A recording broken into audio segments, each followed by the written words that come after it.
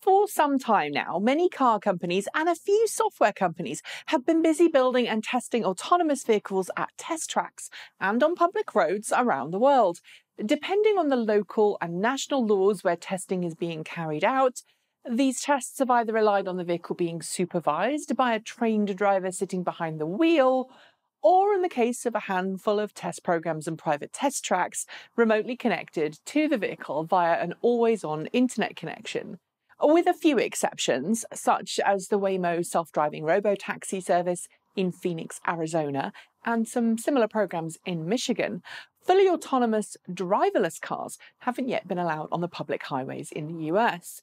And while the US federal government is still working through the legislative process needed to allow driverless fully autonomous vehicles to operate on a nationwide basis, the state of California's DMV has just okayed these vehicles on its own roads. And that's a really big thing that will have a massive impact on how driverless cars and level 5 autonomy is developed moving forwards.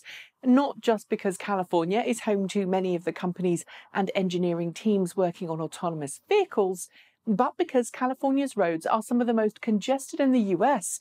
An autonomous driving system developed and tested there should, at least in theory, be able to handle some pretty hairy traffic situations. Of course, California is known for being super cautious when it comes to approving things like fully autonomous driverless cars. So, naturally, there are some precautions that automakers, companies, and engineering teams must undertake before their vehicles will be allowed on the road. First up, the California DMV still requires some pretty hefty insurance payments to be made to ensure that there's significant financial protection against any litigation due to injuries sustained by other road users during the testing of these vehicles. Each and every company seeking to test on the roads of California must complete a certificate of self-insurance with a minimum insurance policy of $5 million of coverage, as well as submit audited financial statements that reflect a net worth of not less than $5 million for the 3-year period immediately before the application date. If the company is worth less than $5 million, it won't be allowed by the California DMV to test on the public highway. The second important stipulation is that in order to be considered for the program, which offers a 2-year rolling renewable license, companies will have to demonstrate that they have a suitable system in place to ensure that all driverless autonomous vehicles are remotely monitored by what the DMV is calling a remote operator.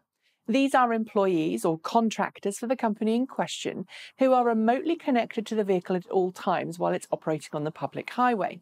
They must be able to not only communicate with the passengers inside the vehicle, but also be able to take over any dynamic driving task needed of them, or get the vehicle to something called a minimal risk condition. In plain English, this means making sure that the car and passengers are safe at all times. Interestingly, this sounds very much like Nissan's proposed Seamless Autonomy Mobility System, or SAM for short. First showcased last year, SAM works by connecting Nissan autonomous vehicles with a centralized operations hub where trained staff help autonomous vehicles overcome situations that they might not be able to handle on their own. This could be anything from an unexpected obstruction in the road that requires temporarily breaking a traffic law to circumvent, to dealing with extreme conditions or post-accident scenarios where the road may not be completely clear. In Nissan's model, operators either control the vehicle themselves temporarily or plot a path that the vehicle can then follow to get itself out of harm's way. But the California DMV requirement for remote operators is, for now at least, a little stricter, with one remote operator monitoring one car at any time. Eventually, it looks as if the state of California will allow that rule to relax a little, allowing remote operators the ability to monitor multiple vehicles at once.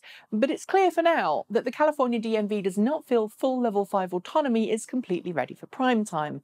And I'd have to agree. A final little snippet worth noting here is that the regulation as it stands specifically prohibits companies from allowing anyone other than fully trained, licensed employees or contractors of the company in question to operate the vehicle. And in this case, it means either behind the wheel or remotely operating it.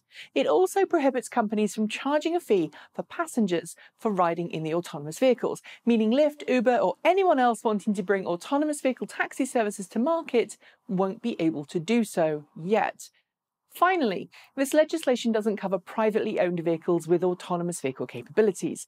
In other words, if you've got a Tesla with an autopilot system or any other car with similar capabilities, you're still going to have to sit behind the wheel with your seatbelt on and your eyes on the road, ready to take over if required. Then again, since Tesla isn't currently enrolled in California's autonomous vehicle program, it's a moot point anyway, I guess.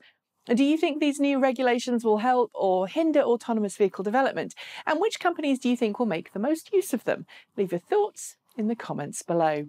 That's it. As always, hit the notification bell to hear the moment a new show is uploaded. And if you want to help us make more of these videos, consider donating through Patreon or by using the Bitcoin link below. Thanks for watching, and until next time, keep evolving.